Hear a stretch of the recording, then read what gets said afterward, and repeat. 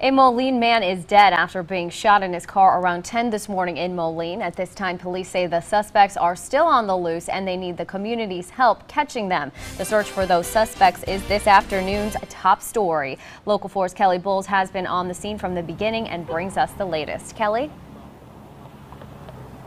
Tiffany, Local 4 News has been closely monitoring this scene from the beginning. It spanned several hours and it just wrapped up a few moments ago behind me. Now, police are still trying to piece together what exactly happened around 10 o'clock this morning, and there are still a lot of unanswered questions, but this is what we know right now. Police say that the victim is a 22-year-old man from Moline, and a family friend told Local 4 News a few moments ago that he leaves behind a 4-month-old. They say the victim was shot in his car, a minivan that could be seen behind City Hall this afternoon with the windows shot out. The crime scene is massive, as police say they started near 23rd Street and River Drive and ended tragically here behind City Hall. Investigators are now looking for a suspicious vehicle described as a small black SUV occupied by 2 to 3 males, possibly wearing Halloween masks. The police actually heard those gunshots ring out when this happened this morning. They say that this is a senseless act of violence that took a young man. You have a 22-year-old kid.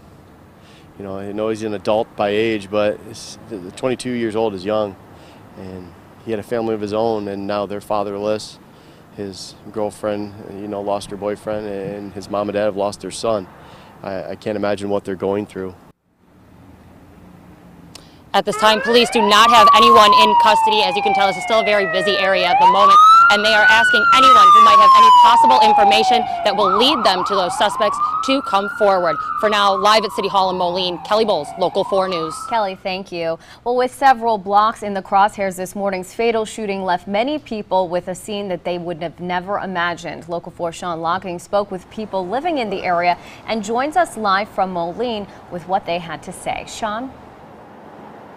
Tiffany, this all started as many people were settling into their workday at this Coney office building. If you look at that window right there with the blue tape on it, that's to cover up a bullet hole from one of the multiple gunshots that rang out. Now, this all started near the I-74 exit onto River Drive. I spoke with some of the workers on the new bridge project. While they didn't want to speak on camera, one tells me he heard at least 3 gunshots and then saw 2 cars speeding off. At first, he tells me he thought it was someone using a nail gun. Late this morning, investigators were seen placing markers on shell casings and evidence along River Drive, closing down that road. I also spoke with a man who works near where the shooting started, and he tells me this isn't the location he'd think for something like this to happen. Like, wow. And you don't expect it to go down here, in this area. This is like more business oriented, so it's crazy. Not here. Davenport and Rock Island, yeah, but I'm not familiar with around here. Miles also tells me this makes him feel a little uncomfortable, especially when thinking about going trick-or-treating tonight with his kids. Tonight on Local 4 News at 5, hear from a resident about how she is feeling after today's shooting. Live in Moline, Sean Logging, Local 4 News. Sean, thank you. If you see news happening, forward it to Local 4. Just download the Our Quad Cities app. It is available free on both Android and Apple devices. You can get breaking news notifications and also share stories that you want to see highlighted right here on Local 4.